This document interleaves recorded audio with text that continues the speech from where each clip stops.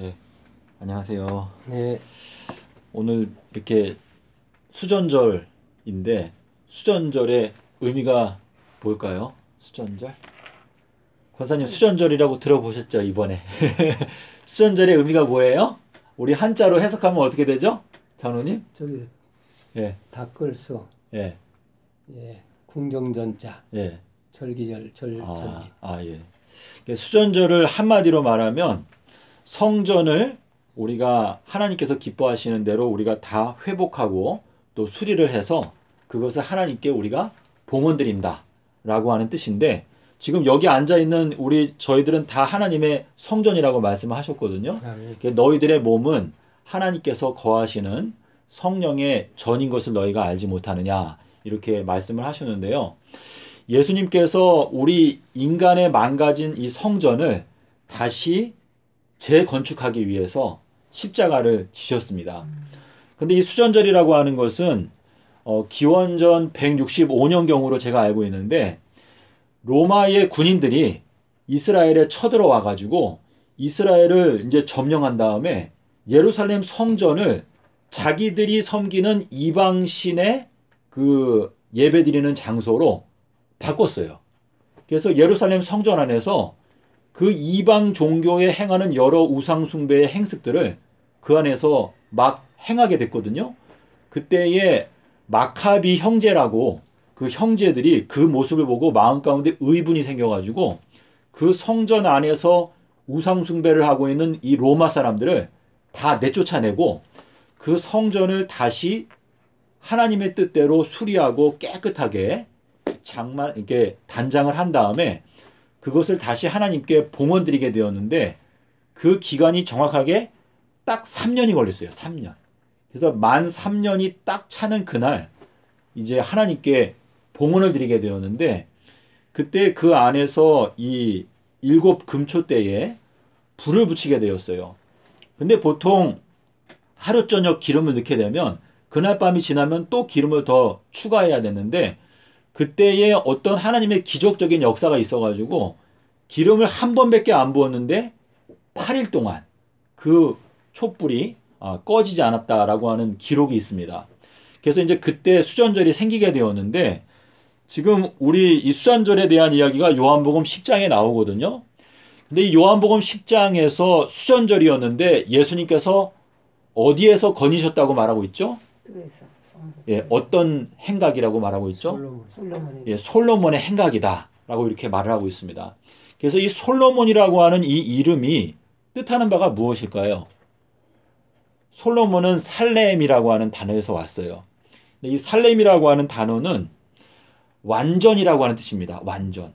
근데 마태복음 5장에서 예수님께서 하나님 아버지의 완전하신 것 같이 너희들도 완전하라, 이렇게 명령을 하셨거든요. 하나님께서 어느 날 솔로몬에게 꿈속에서 나타나셨어요. 꿈속에서 나타나셔가지고 뭐라고 물어보셨죠? 내가 너에게 무엇을 하여 주기를 원하느냐 라고 물어보셨어요. 그러니까 솔로몬이 뭐라고 대답했어요? 지혜를 달라고. 솔로몬이 대답하기를, 하나님, 저는요 어린 아이와 같고 제가 출입할지도 잘 모르는데 지금 하나님께서 저에게 맡기신 이 백성들은 셀 수 없이 너무 많은데, 저는 제가 이 백성들을 똑바로 판단을 해가지고 정의로운 왕이 되기를 원합니다. 제가 이 많은 국민들을 다스리려면 제가 판단을 잘해야 되는데, 이 재판을 잘 하기 위해서는 저에게 지혜가 절대적으로 필요합니다 라고 꿈속에서 솔로몬이 대답을 했어요. 그랬더니 하나님 거기 기록하기를 뭐라고 말했냐면, 솔로몬이 하나님께 구한 것이 하나님의 마음에 딱 맞았다 그랬어요.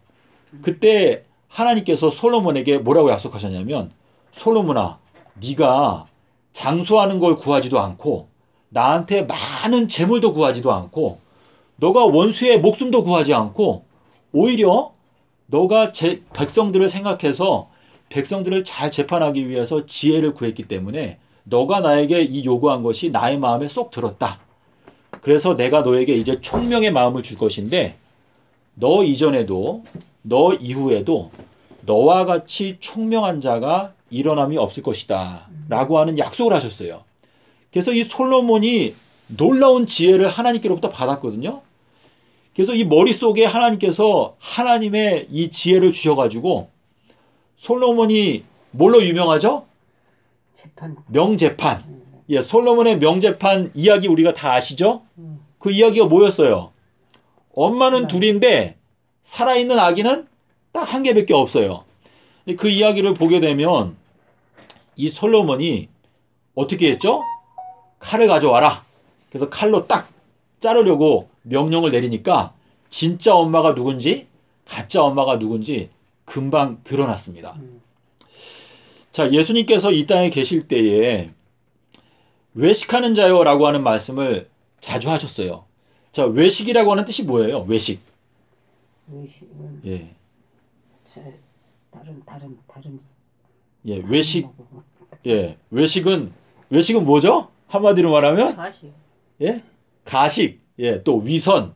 자, 근데 예수님께서 외식이라고 하는 단어랑 같이 쓰신 게 뭐냐면 누룩이었어요.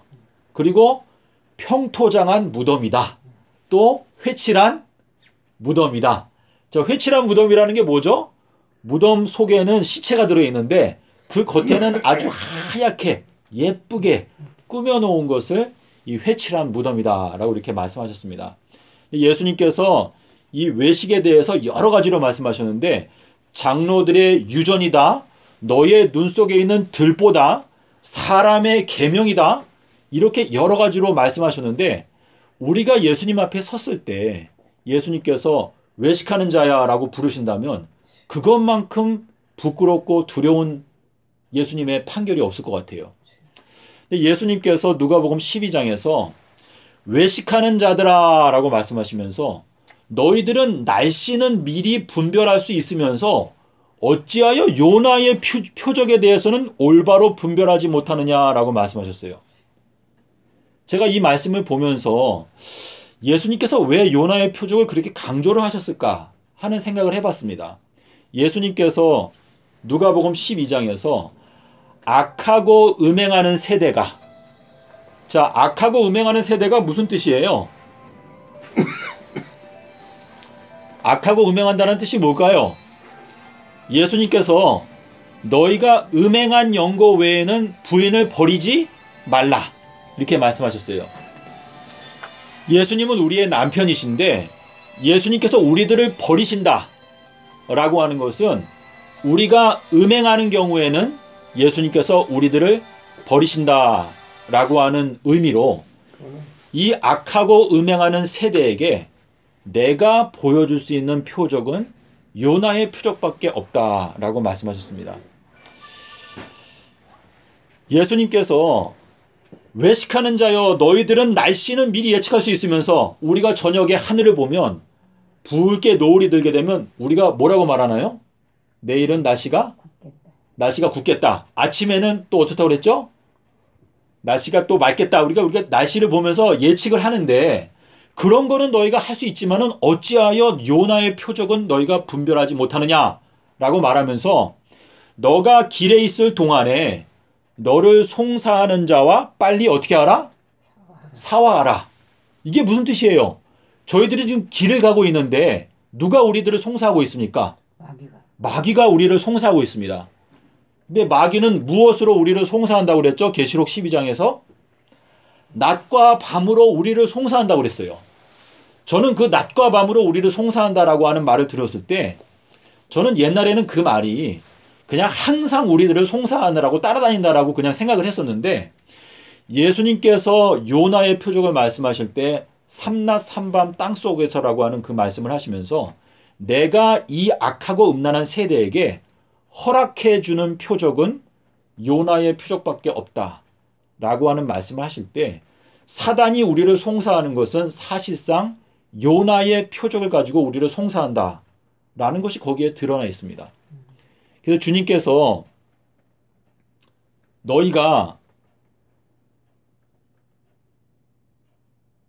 내가 땅속에서 삼낮 삼밤 있겠다라고 하는 그 말씀을 하셨는데 왜 현 기독교에서 이 말씀을 깨닫지 못할까? 저는 이 말씀을 제가 지난 9년 동안에 고민을 하고 있거든요. 근데 누가복음 1장, 2장에 보면 시므온이라는 사람이 나옵니다. 근데 시므온은 누구를 기다리던 사람이었어요? 메시아를. 시므온은 이스라엘의 위로를 기다리던 사람이었어요. 자, 이 위로라는 게 뭐죠? 위로가 보혜사라고 하는 뜻인데 예수님께서 보혜사로 오셨습니다.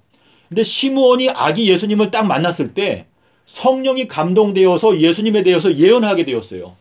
그러면서 예수님에 대해서 말하기를 이 예수님은 많은 사람들이 일어서거나 멸망을 당하는 것에 표적으로 선택을 받았다 라고 말씀하시면서 이 예수님을 통해서 많은 사람의 마음 가운데 숨어있는 생각이 어떻게 된다? 드러나게 될 것이다. 자, 이 드러난다라고 하는 표현에 뭐가 있냐면 계시라고 하는 단어가 있어요. 계시. 우리가 이 번역을 똑바로 보게 되면 하나님의 뜻이 분명히 보이는데요. 계시록 1장에 가면 예수 그리스도의 계시가 나옵니다.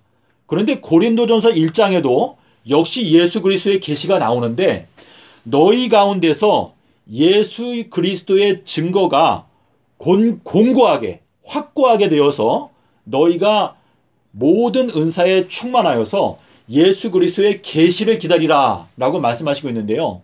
이것은 이 마지막 때에 우리가 지난 세월 동안에 보지 못했던 예수님의 말씀의 영광이 우리의 마음 가운데 비추어지는 그러한 역사를 말하는 것입니다. 그래서 이 시므온이 말한 대로 예수님은 이 세상을 심판하는 표적으로 선택을 받았습니다.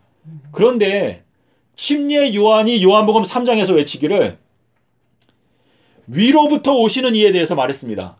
자, 우리 이 땅에서 살고 있는 이 지난 6천년 동안에 살았던 사람들 중에서 유일하게 만물 위에서 오셨던 분이 누구죠? 예수 그리스도밖에 없어요. 만물이라고 하는 것은 이 온 우주 만물을 말하는 것입니다. 창조에 속한 이 온 우주 만물을 말하는 것인데 그 온 우주 만물 바깥에서 오신 분이 예수 그리스도이십니다. 근데 예수님께서 그분께서 아버지 하나님으로부터 보고 들은 것을 증거하였지만은 예수님의 증거를 받는 자가 없다고 그랬습니다. 이게 얼마나 슬픈 일입니까? 그래서 제가 그 말씀을 볼 때 그 말씀이 지금 현 시대를 말씀하시는 것인데 이 세상 가운데 실제로 예수 그리스도의 증거를 믿는 자가 없다라는 것을 말씀하시는 것입니다. 예수님께서 2000년 전에 이 마지막 때를 내다보시면서 인자가 올 때에 세상에서 믿음을 보겠느냐? 저는 그 말씀을 보는 순간에 예수님의 심정을 생각하면서 야, 그렇다면 나 하나만이라도 나는 예수님을 믿는 믿음을 나타내야 되겠다.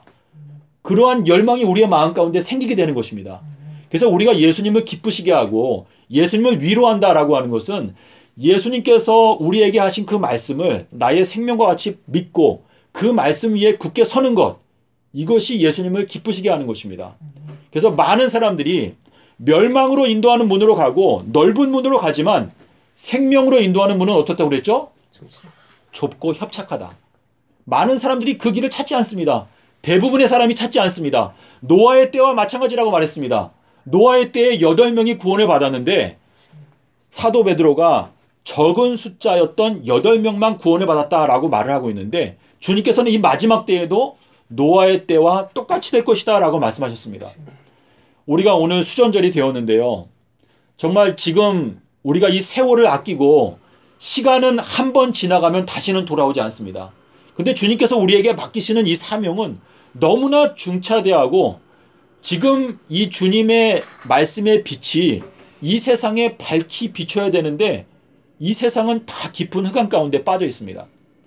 주님께서 우리에게 맡기시는 이 수전절, 하나님의 성전을 다시 재건해서 그것을 우리가 하나님께 바치는 것, 이것이 우리의 사명인데 주님께서 수전절에 이 솔로몬 행각을 거니시면서 가장 핵심적인 말씀을 저희들에게 주셨습니다.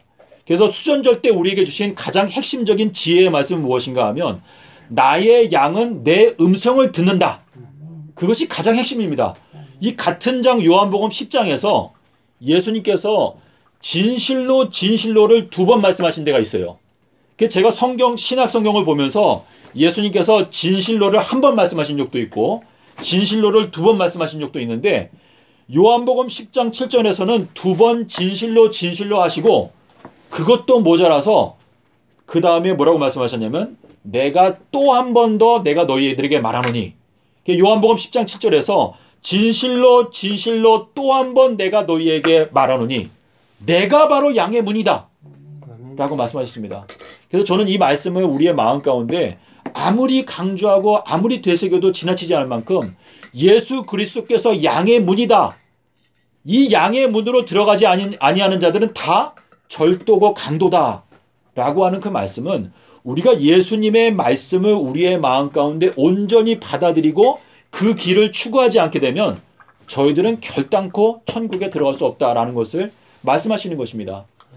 제가 히브리서 3장을 읽어보면서 40년 동안의 광야 생활을 하면서 이스라엘 백성들이 예수님의 마음을 슬프게 했어요.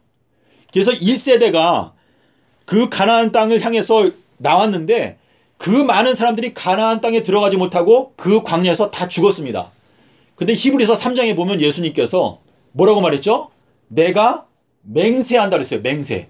자, 맹세가 무엇이죠? 하나님께서 맹세하시게 되면은요, 그분 자신도 그분 자신을 약속에 묶어놓는 것입니다.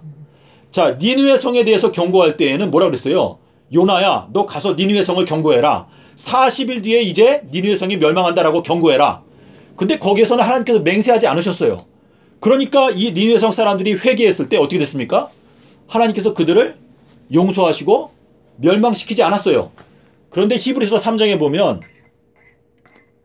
하나님께서 말씀하시기를 내가 맹세하여 가로되 이 백성이 도무지 나의 길을 알지 못하기 때문에 너희들은 결단코 나의 안식에 들어오지 못하게 될 것이다 라고 말씀하셨습니다. 이 맹세라고 하는 것은 우리가 다투는 모든 일들의 최후 확정이다 라고 말씀하셨습니다.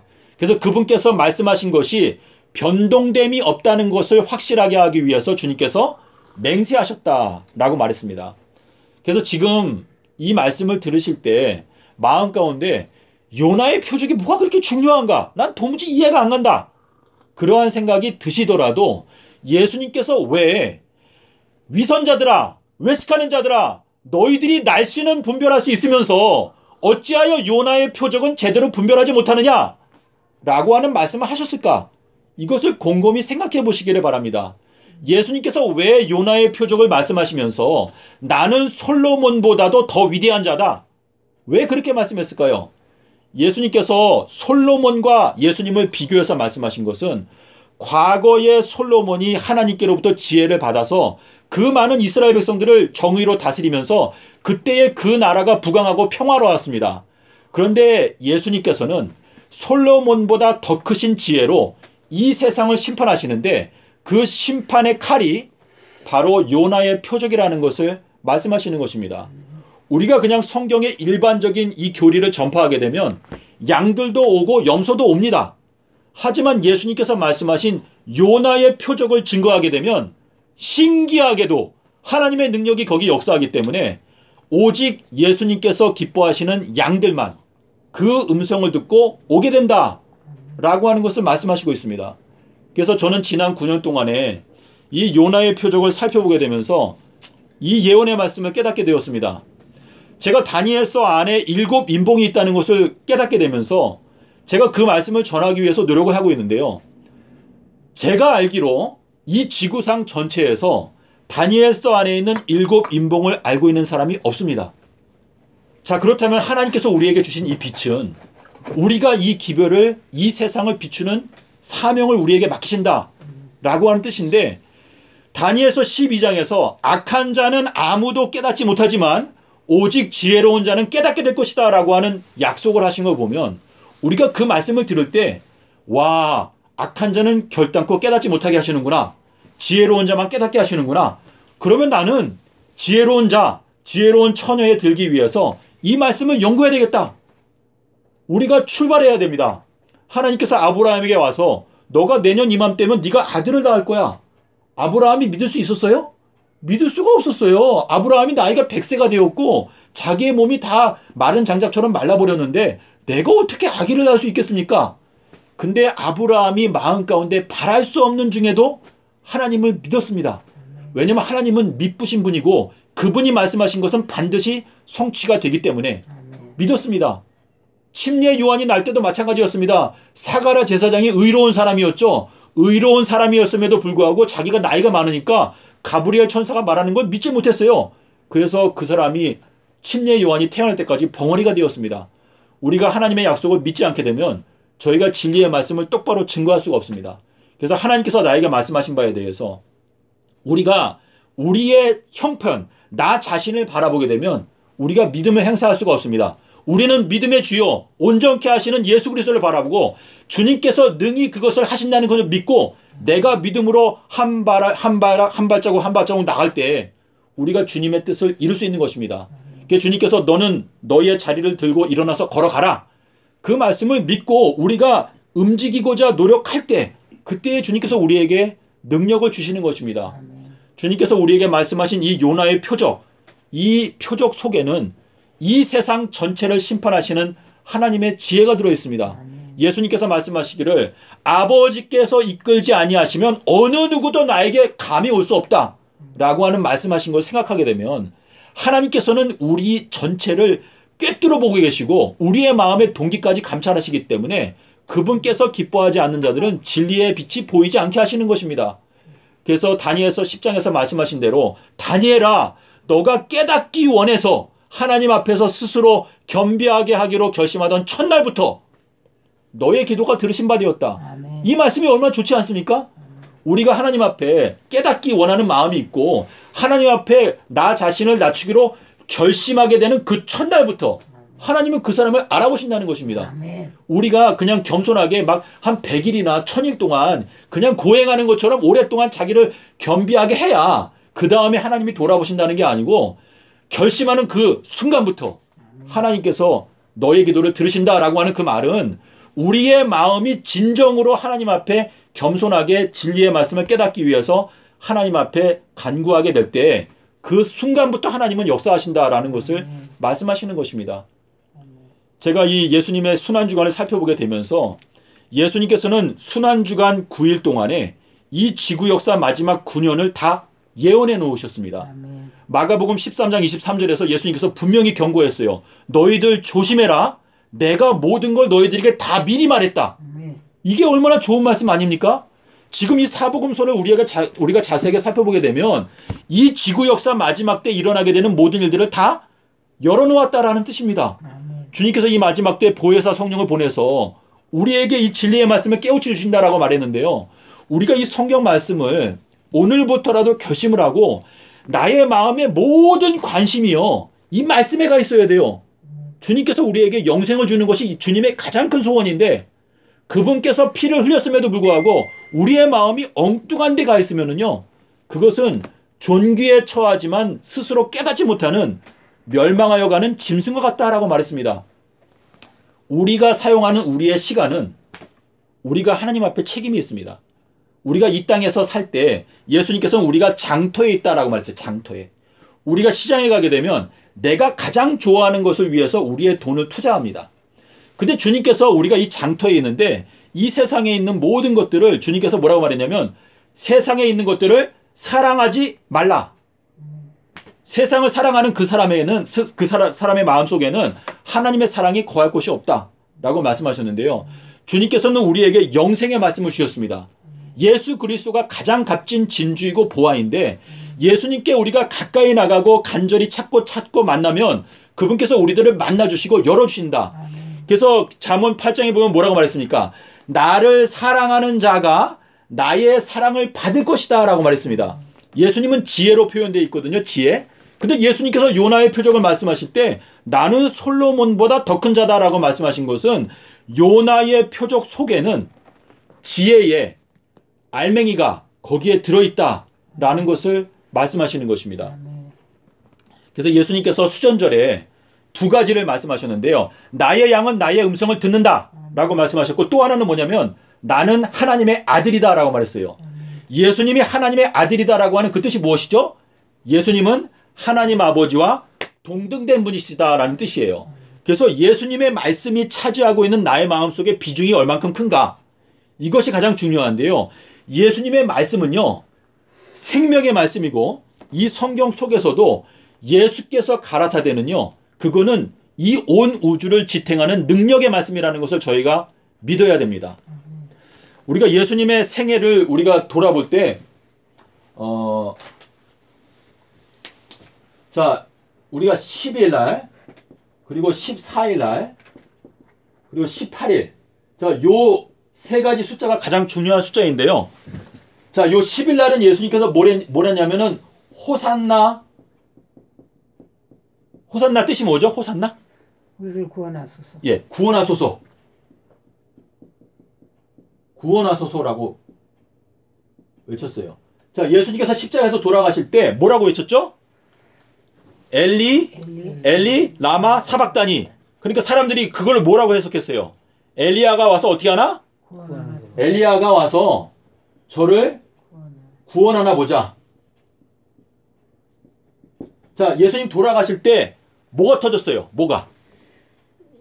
예수님께서 휘장이 찢어지고 또 바위가 열렸어요. 바위가. 예. 자, 바위가 열리고 어떻게 됐죠? 의인들이 부활했어요. 자, 18일 날 요게 일요일이거든요. 일요일 날. 지금 기독교에서는 16일 날 부활했다고 가르쳐요. 근데 10, 14, 18 요것이 가장 핵심적인 숫자인데, 자, 예수님께서 부활하실 때 어떤 현상이 일어났어요? 부활하실 때. 네. 부활하실 때. 그때 바위를 어떻게 했어요? 바위를 천사가 내려와서 어떻게 했죠? 바위를 옮기고 예수님께서 부활하셨죠. 자, 지금 여기 부활이 여기 나오죠. 여기에도 부활이 나오죠. 자, 여기에도 구원이 나오죠. 여기에도 구원이 나오죠. 요 내용을 여러분께서 마음 가운데 꼭 이렇게 자꾸 명상을 해보세요. 그러면 이 지구 역사 전체가 열려요. 그래서 지금 낙이 타고 입성하신 요 때는 요거는 기원전 4천년에 가리켜요. 4,001년인데 아담과 하와가 범죄했던 때 아담과 하와가 하나님께 뭐라고 외쳤냐면 저희들을 구원해 주십시오. 아담과 하와가 호산나라고 외친 거예요. 그리고 호산나라고 외친 그 사람들은 14일 날 주님이 죽으실 때 부활했어요. 그쵸? 자, 주님께서 돌아가실 때 엘리 라마 사박단이라고 말했어요. 이건 뭐냐면 하나님이여 저를 구원해 주십시오. 근데 사람들이 이해한 건 뭐였어요? 엘리야여 저를 구해 주십시오라고 들었어요. 그쵸? 근데 예수님께서 그렇게 말씀하시고 돌아가시니까 18일 날 바위가 열리고 부활하셨어요. 자, 그래서 여기에도 바위가 있고 여기에도 바위가 있죠. 그쵸? 여기에도 호산나가 있고 여기에도 호산나가 있어요. 이 예수님께서 이 순환 주간에 보여주신 이 행적은 지구 역사 전체를 9일로 압축해가지고 보여주신 건데, 이거를 깨닫게 되면은요, 요나의 표적도 깨닫게 될 뿐만 아니라 이 지구 역사 마지막 9년에 대해서 깨닫게 돼요. 그래서 지금 2022년부터 여기는 2030년이거든요. 그래서 요것을 깨닫기 위해서, 자, 여기 보시면 제가 다시 한번 말씀드릴게요. 구원이 있죠. 여기에도 구원이 있죠. 여기에도 부활이 있죠. 여기에도 부활이 있어요. 이것이 지구 역사 전체를 설명하는 것인데, 예수님께서 십자가에서 돌아가실 그때 의인들이 부활했어요. 그건 뭐냐면 십자가 이전에 살았던 의인들이 부활한 거예요.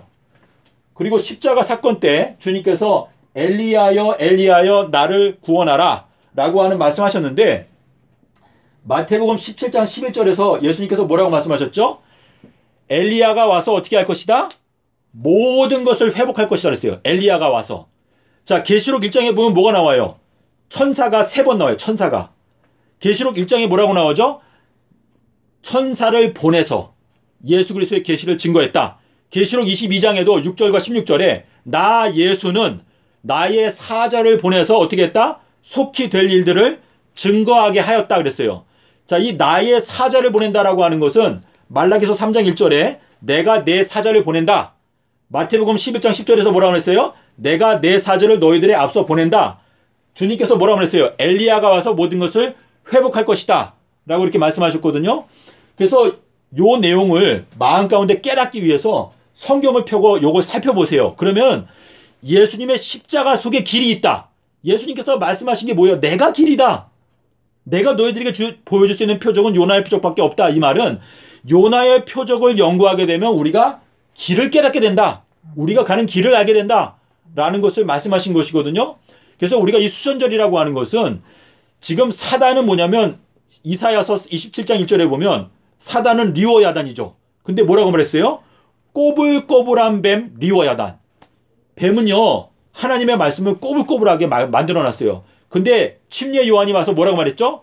주의 길을 곧게 하라. 이것이 엘리야의 기별인데, 주님께서 말씀하신 삼낮 삼밤 땅속에서라고 하는 그 말씀을 우리가 깨닫게 되면, 예수님께서 수요일 날 십자가에서 죽으시고 일요일 날 부활하셨다라는 것을 깨닫게 될 수가 있습니다. 근데 이것을 깨닫게 되면 주님께서 우리에게 주신, 자, 요 10일이라고 하는 게 뭐죠? 시편 92편에 보면 뭐라고 말씀하셨는가 하면, 너희들은 10줄 비파로 하나님을 찬송하라 그랬어요. 10줄 비파가 뭐예요? 10줄 비파는 이 아비벌 10일을 말하는 거예요. 아담과 하와가 범죄했던 그 날짜를 깨닫게 되면 이 지구 역사가 전체가 열리게 된다라고 하는 뜻인데, 자, 출애굽기 12장에 보면은 너희들이 양을 선택하는 날짜는 언제라고 그랬죠? 아비벌 10일 날 너희가 양을 선택해가지고 간직하고 있다가 언제 양을 죽여라? 14일 날 너희가 양을 죽여라 라고 말씀하셨는데, 그것이 바로 창세로부터 감추어져 있었던 비밀을 푸는 열쇠거든요. 그래서 이 수전절이라고 하는 것은 우리가 이 사명을 감당하기 위해서는 창세로부터 감추어져 있었던 비밀을 깨닫는 것이 중요한데, 주님께서 이 마지막 때에 그분의 약속대로 반드시 진리의 빛을 열어주십니다. 그래서 우리 진리의 빛을 꼭 알아야 돼요. 우리가 누구를 찾아가서 찾든지 우리는 찾고 찾아서 만나야 됩니다. 근데 주님께서 우리에게 이 말씀하신 이 예수의 증거가 우리의 마음 가운데 열리는 때에 살고 있기 때문에 이 말씀을 우리가 생명의 말씀을 찾는 것처럼 찾고, 이것이 영생에 관한 문제이기 때문에 우리가 관심을 갖고 우리의 사력을 기울여가지고 말씀을 사랑해야 되거든요. 그래서 우리가 이 말씀을 살피게 되면 예수님께서 과연 순환 주간 동안에 우리에게 미래를 열어놓으셨다 라는 걸 알 수가 있습니다. 자, 예수님께서 부활하실 때 누가 와서 그 돌을 옮겨줬죠? 돌을? 천사가. 예, 번개천사라고 했어요. 번개천사. 자, 이 번개라고 하는 거는요, 하나님의 보좌에서 나오는 쉐키나의 영광이에요. 쉐키나의 영광. 그래서 계시록 4장에 가면 하나님의 보좌에서 뭐가 나온다고 그랬죠? 세 가지가 번개, 뇌성, 음성. 그거는 이 보좌 지성소에서 비춰나오는 빛인데, 여기 예수님께서 부활하실 때 번개 천사가 내려와가지고 무덤에서 돌을 굴려냈다라고 하는 건 뭐냐? 무덤의 비밀이 뭐냐면 삼낮 삼밤 땅속에서라고 하는 비밀인데, 그 비밀을 굴려내게 되면 그 무덤의 비밀이 열려지게 되면서 그때부터는 다니엘서 안에 있는 7 인봉이 열리게 된다라고 하는 뜻입니다. 자, 다니엘과 예수님과 공통점이 뭐예요? 다니엘이 어디에 들어갔었죠? 사자굴 속에 들어갔어요. 그러니까 사람들이 어떻게 했어요? 돌을 굴려가지고 돌에다 뭐 했어요? 인봉했어요. 다니엘이 못 나오게 돌에다가 딱 인봉했어요. 근데 다니엘이 그 유다 지파의 사자의 심판을 통과한 다음에 거기에서 살아서 돌아 나왔어요. 자, 그래서 다니엘이 그 사자굴에서 돌아서 나오니까 그때부터는 하나님께서 다니엘서 8장부터 12장까지 7 인봉의 예언을 다니엘에게 주셨어요. 자, 그런데 예수님의 경우는 어땠죠? 예수님도 무덤에 넣고 사람들이, 군사들이 가가지고 돌을 굴려놓고 인봉했어요. 못 나오게. 근데 번개 천사가 내려와가지고 돌을 싹 굴리고 예수님을 빼냈어요. 그러니까 계시록 5장에 뭐라고 말했습니까? 유다 지파의 사자 다윗의 뿌리가 이기었으니 그가 그 인봉을 다 떼고 그 책을 여실 것이다. 아멘. 라고 말했어요. 이 책이 열리지 않으면은요, 요한이 펑펑 울었어요. 요한이 왜 울었어요? 그 책이 열리지 않게 되면 하나님의 뜻이 이루어지지 않고 이 지구가 다 멸망하게 될 것 같으니까 요한이 막 울었어요. 그러니까 장로가 한 사람이 말하기를, 울지 말아라. 유다 지파의 사자가 그 무덤에 있는 그 인봉을 깨뜨리고 무덤에서 살아서 돌아 나왔기 때문에 그 예수님께서 그 7 인봉을 떼고 그 책을 열어서 너희들로 하여금 깨닫게 하여 주실 것이다 라고 약속하셨어요. 자, 그래서 이 마지막 때 많은 사람들이 내가 이 7 인봉을 깨달았다라고 주장을 하지만 예수님께서 3번 강조하신 걸 생각해 보십시오. 진실로 진실로 또 한 번 내가 너희들에게 말하노니 내가 양의 문이다. 이 문을 통과해서 들어가지 아니하는 사람들은 다 절도고 강도다라고 하는 그 말은 예수님의 말씀에 대해서 우리가 깨달음이 없이 예언을 풀게 되면 반드시 빗나가게 된다라는 것을 말씀하시는 것입니다. 이 지구 역사의 전체의 이 비밀을 푸는 것은요, 예수님의 십자가예요. 그래서 예수님의 십자가를 우리가 자세하게 살피게 되면 그 속에서 놀라운 빛이 비추어 나옵니다. 그래서 골로새서에서 뭐라고 말했죠? 모든 지식과 지혜의 보화가 예수 그리스도 안에 감추어져 있느니라. 아멘. 예수님은요 놀라우신 분이에요. 그분이 모든 열쇠를 갖고 있어요. 그래서 우리가 예수님께 직접 나가서 예수님께서 나를 위해서 피를 흘리셨고 저는 예수님을 사랑합니다. 예수님께서 나에게 영생을 주기 원하는 것 저는 알고 있습니다. 주님, 저의 모든 이 위선적인 생각들을 제가 다 버리고 내가 온전한 마음으로 예수님의 말씀을 깨닫고 예수님을 따라가기 원합니다. 주님이시여 저의 마음 가운데 빛을 비춰주십시오. 자, 다니엘이 회개의 기도를 할 때 어떻게 기도했어요? 하나님께 기도하면서 하나님, 당신의 얼굴빛을 우리에게 비춰주십시오. 그리하면 우리가 구원을 얻겠습니다. 라고 말했습니다. 우리들은요, 잠깐 있다가 없어지는 안개와 같은 존재들입니다. 우리의 심장이 먹게 되면요, 우리는 그 자리에서 그냥 쓰러져 죽는 거예요. 그래서 이사야서에서 뭐라고 말했죠? 사람들은 수에 칠 가치가 없다. 그들의 호흡이 코에 있다. 그래서 우리가 이 살아 숨쉬는 동안에 하나님을 기억한다는 것은 가장 지혜로운 것이고 가장 중요한 것입니다. 그래서 우리가 요나의 표적, 저는 지난 9년 동안 요나의 표적을 연구했는데요. 이 요나의 표적은 신기하게도 연구를 하면 할수록 거기에서 계속 빛이 나와요. 그게 끊임없는 샘물이거든요. 그래서 요나의 표적을 우리가 자세하게 연구하게 돼.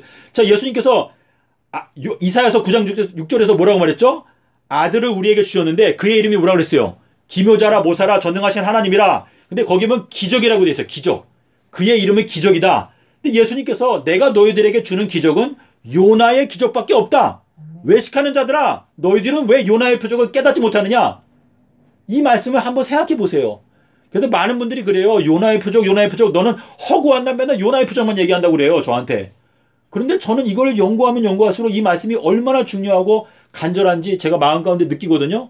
그래서 예수님께서 에스겔서 1장 1절에 보면 이 에스겔 1장 1절이 가장 중요한 성경 구절인데요.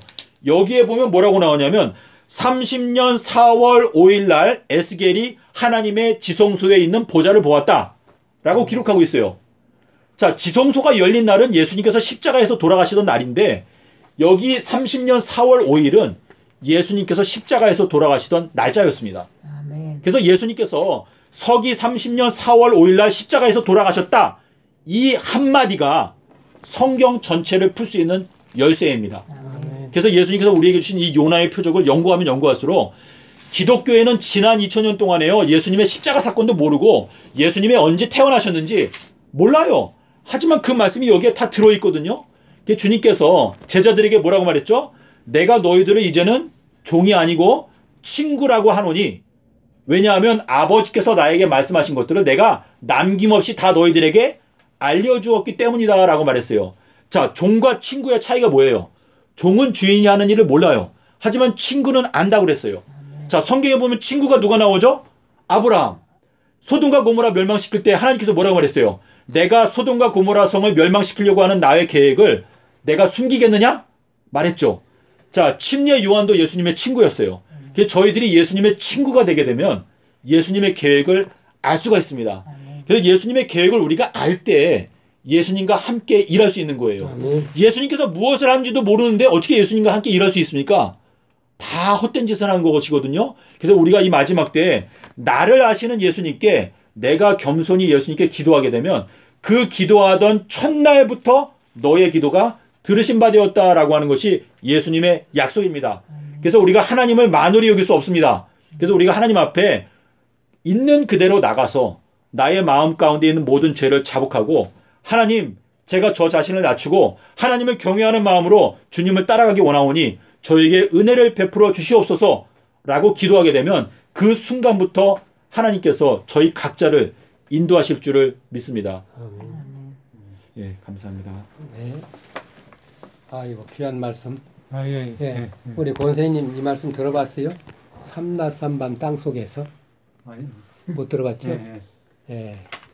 이 말씀이 마태복음 이 12장 말씀이 40절에 예수님 말씀. 이 말씀이 지금 이 교계 기독교 교계 전 세계에 처음 전후만 말씀으로 개혁의 말씀이 지금 열렸거든요.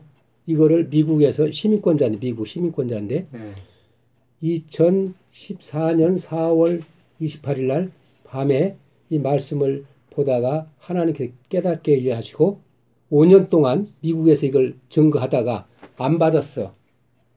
그래 한국 땅에 보내가지고 하나님께 보내가지고 저는 다니엘서를 2300주야 70일에 한때 두때 반때 1290일 1335일 다니엘서 9장 12장 전체의 비밀이 다 숨겨 있는데 이걸 제가 암송을 하여튼 수백 번 내가 암송을 했는데 이 날짜를 깨닫지 못했어.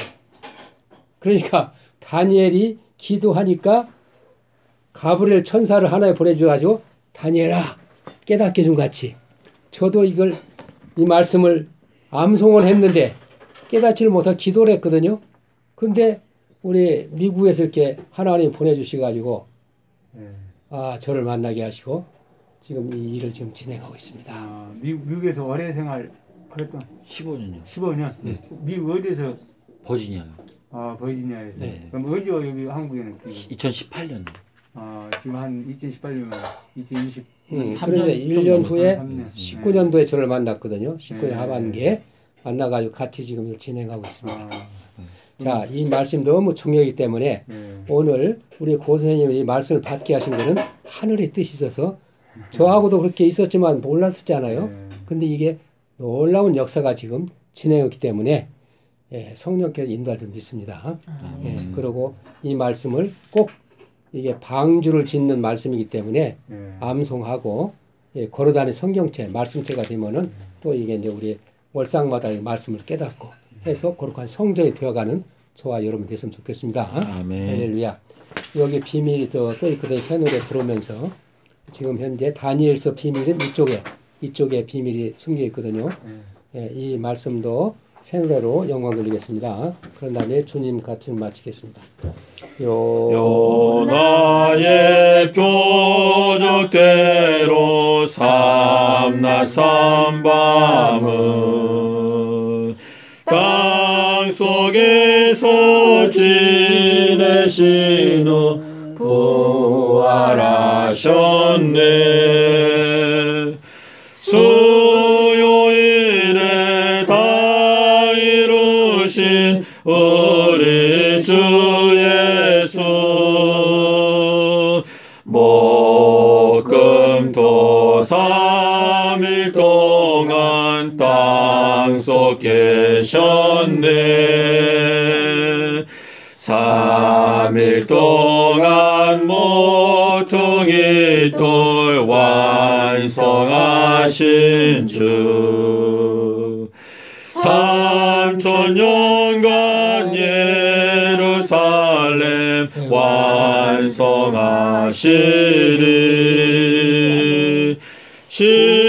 십자가에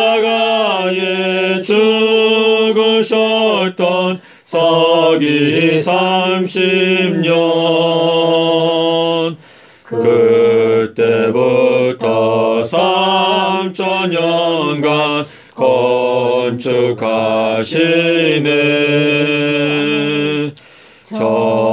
정월일에 탄생하신 아기 예수님 맏아들로 이 세상에 태어나셨네.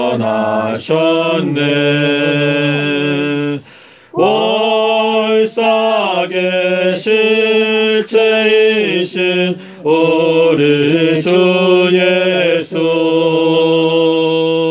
매날마다 생명과로 먹여주시리. 지혜의 왕 솔로몬이 알려준 대로 남편께서 보름날에 돌아오시리. 서기 1030년도 보름날 큰날 4월달 17일 날 오후 3시에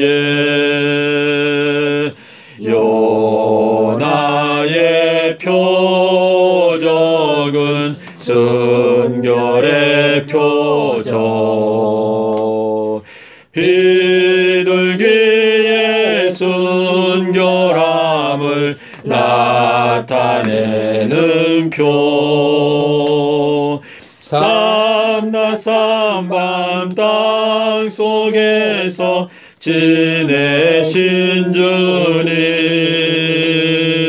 큰 안식일 깨닫고서 순결케 되리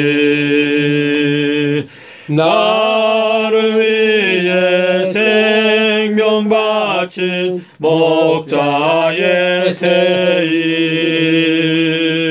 그 큰 사랑 잠시라도 잊지 말지라. 아멘. 주님 같은 기도로 마치겠습니다. 하늘에 계신 우리 아버지시여 이름이 거룩히 여김을 받으시오며 나라의 임하옵시며 뜻이 하늘에서 이루어진 것 같이 땅에서도 이루어지이다. 오늘날 우리에게 일용할 양식을 주옵시고 우리가 우리에게 죄 지은 자를 사하여 준 것 같이 우리의 죄를 사하여 주옵시고 우리를 시험에 들게 하지 마옵시며 다만 악에서 구하옵소서. 나라와 권세와 영광이 아버지께 영원히 있사옵나이다. 아멘. 우리 믿음의 선진들과 순교형들과 또 나라와 민족을 위해서 피 흘린 순국 열사들이 이 삼천리금사 이 땅을 하나님께서 주신 이 보배의 땅을 지키시라고 얼마나 피 흘린가 몰라요. 근데 그 우리 한민족 초대교회가가 나왔거든요. 가사를 변경해서 이 노래 부르고 마무리하겠습니다. 오순절에 초대교회 성령으로 세웠으니 어느 세상 밝혀주는 진리 사명다리라. 삼천리의 금수강산 죽은 생명 살리리라. 괴로우나 즐거우나 증인 사명다리라. 성령으로 진행하여 말씀 위에 세웠으니 성령 충만 말씀 충만 사랑으로 하나 되어 순교자의 본을 받고 복음화의 기수되리. 괴로우나 즐거우나 받은 사명다리라. 복음으로 진보하여 기도 위에 세웠으니 동북아를 시작하여 땅끝까지 다니면서 예수님의 말씀 들고 세일하는 증인 되리. 괴로우나 즐거우나 세일 사명다리라. 할렐루야. 아멘. 모든 영광 하나님께 돌리겠습니다. 감사합니다.